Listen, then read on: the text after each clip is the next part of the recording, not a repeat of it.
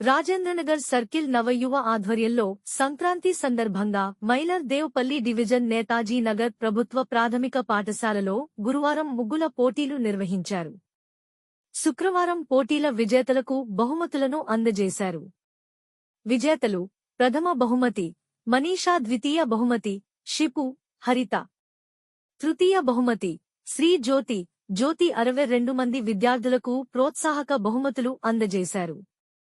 ఈ సందర్భంగా క్లబ్ అధ్యక్షులు ఏర్వ కుమారస్వామి మాట్లాడుతూ, విద్యార్థుల్లో పోటీ తత్వాన్ని పెంపొందించేందుకు ప్రతి ఒక్కరికీ బహుమతులు అందించామని చెప్పారు. ఉన్నతమైన స్థానాలను పొందేందుకు పోటీ ఆవశ్యకమని విద్యార్థులకు సూచించారు.